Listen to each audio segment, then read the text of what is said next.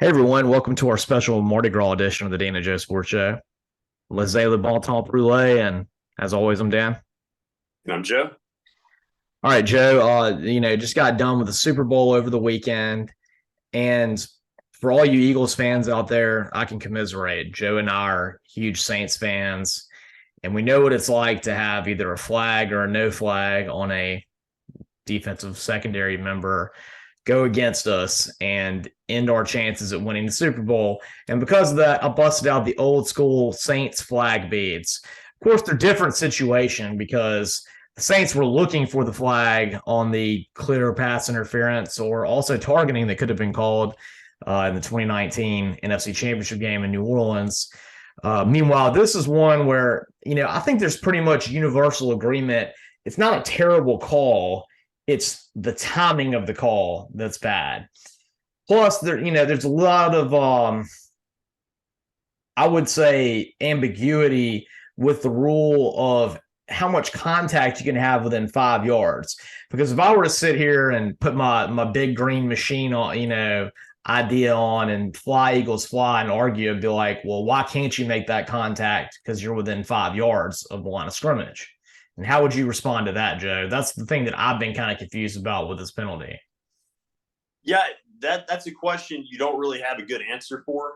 And I think that the league got bailed out to some degree because the defensive player involved said that it was a penalty. Mm-hmm. I think, if he had not said that, there would be even more pushback from even Eagles fans. But I think at the end of the day, the biggest travesty for me, I was pulling for the Chiefs. And so in the moment, I had, some excitement about the opportunity for them to win the game. But when I think about it and kind of digest it, my takeaway was that we were deprived, a really exciting potential finish because I really think, there would have been a great chance, if the Chiefs take the lead there, great chance for Hurts to get the ball back with like a minute and a half to go and have a chance to get a game-winning touchdown. And even if they didn't, that's the kind of opportunity that you like to see in the climax of Super Bowl. Yeah, Joe. I mean, this was one of the best played games I think we've seen in the Super Bowl ever. Maybe. I mean, it was really evenly matched, just really good football throughout. And you wanted to see Jalen get that last opportunity. I mean, he had played so great during the game, with the exception of one play, that you wanted to see what he could do given that opportunity. I mean, he had been put out there with this golden chance in his third year in the league to show what he has and to compete for, an MVP.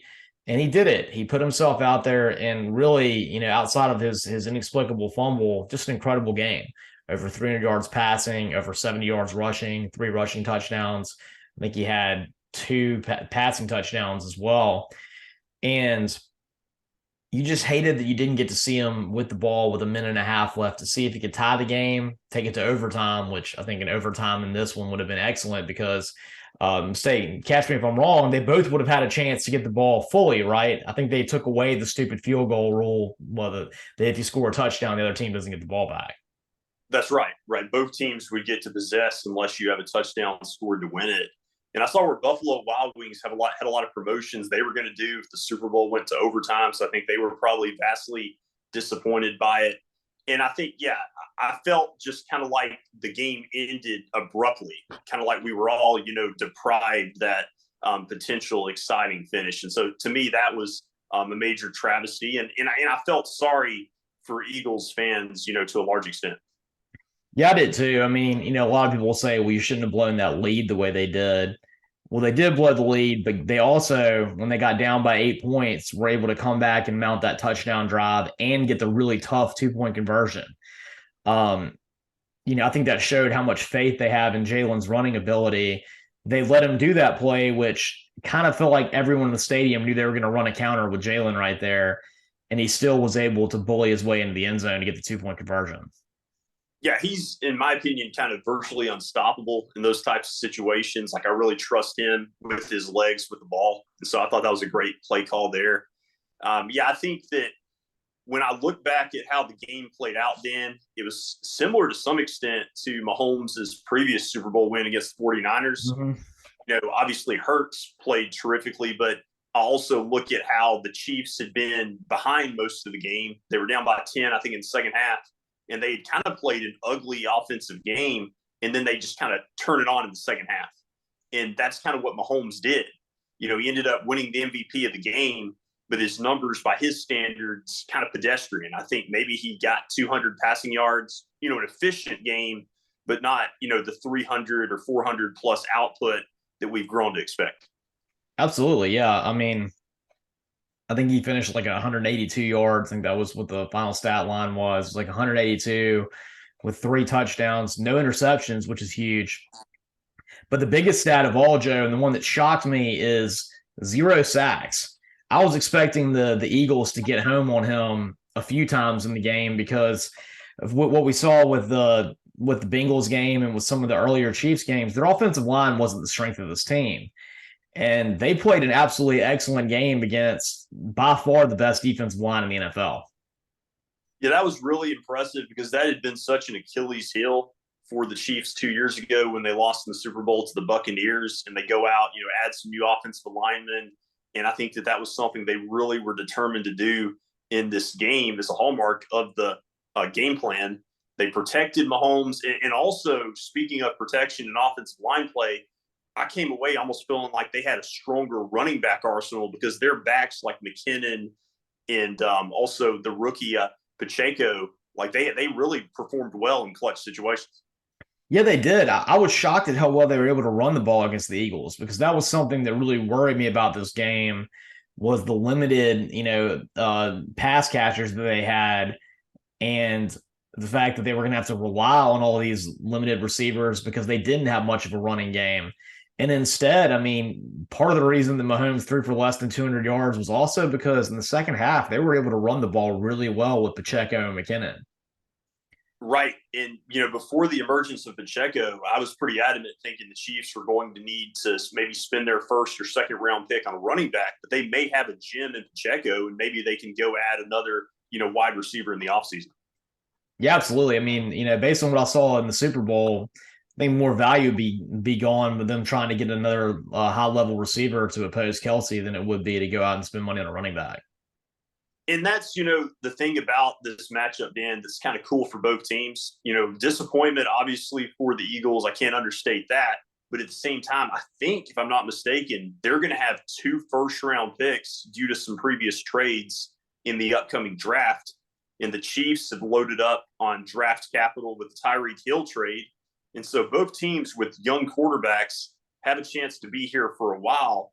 And with Tyreek Hill, I think to myself, an implication of this win, I feel like with it being a copycat league, you're going to see more teams decide to trade their high value wide receiver and load up on draft capital when they can, because in a quote unquote rebuilding year, we saw the Chiefs win the Super Bowl. Yeah, this is definitely a philosophy that you're going to see a lot more GMs go with. You saw two teams do it in the offseason last year. You saw the Chiefs do it. They're holding the Lombardi trophy again. And then you saw the Titans do it to a much lesser level of success. They started off so hot, and then they lost in the last 5 games and allowing Jacksonville to come back and win that division. And, it's interesting because they traded A.J. Brown to the Eagles. You saw the Eagles make the Super Bowl. They didn't win it, but they got there.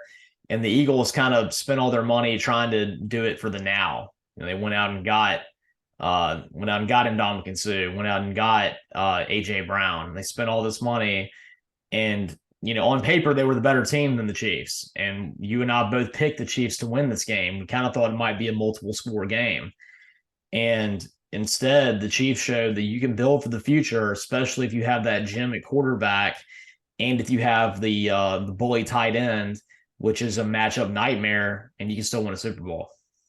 Absolutely, Dan. I think that makes a lot of sense. And the important thing for the Eagles will be, where they go from here, because they've got the talent, they've got a young roster, but they've got to decide, what they're going to pay Jalen Hurts. Obviously it's going to be, I think, whatever he wants, but that's going to impact, similar to what the Bengals are going to go through soon with Joe Burrow. That's going to impact how much you can pay the other key players on your team. Suddenly you're kind of dealing with the salary cap, which is something that the Chiefs have had to be creative with so far as well with Mahomes. And so if you're the Eagles, we've seen a lot of teams in the past in the history. The Super Bowl loser will sometimes have a disappearing act where they don't always, come back over the next few years and contend. I feel like the Eagles will be different, but that is something, that we'll have to see if they're able to overcome that trend.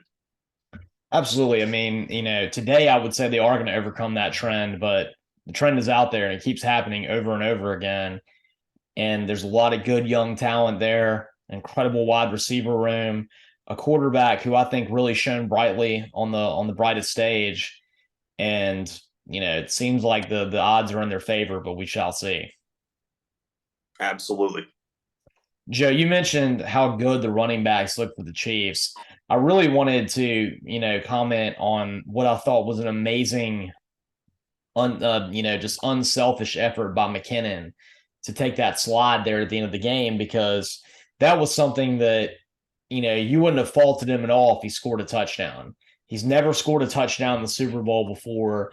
He was a lightly drafted player, I think, out of Troy. Never really had, he's always been someone that gets to start only because other people get hurt.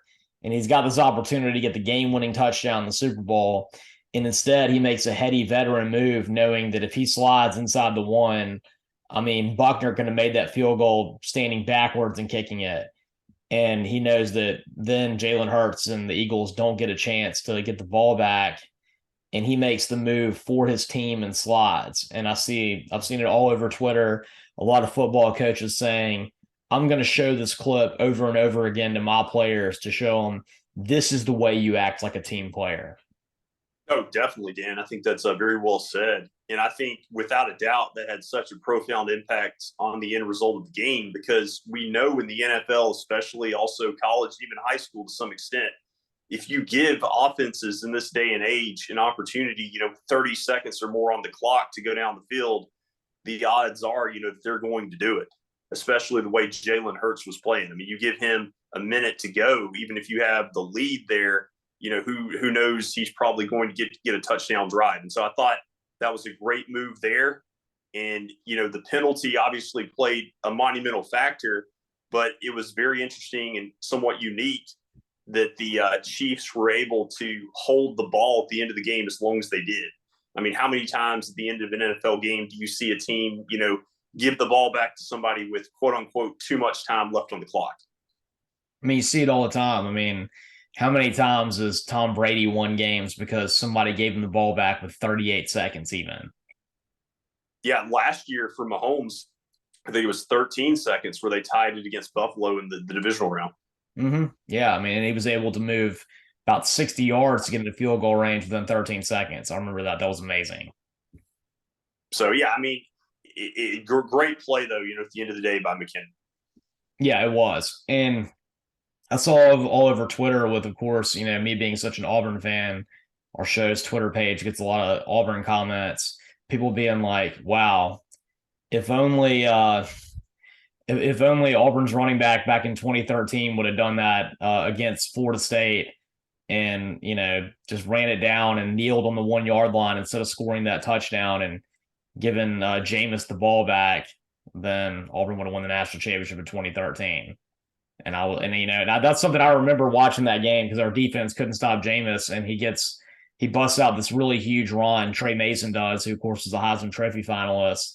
And it's like an 80-yard run. And Trey Mason, I remember he gets inside the 5, and I'm like, get down, please get down, because I mean, we would have scored. It was just, it was basically, I think, a minute and 13 seconds is what he left Jameis Winston. And I was like, if you can just get down right now, we can run the clock out and you can score and leave them no time. And of course, he scored the touchdown.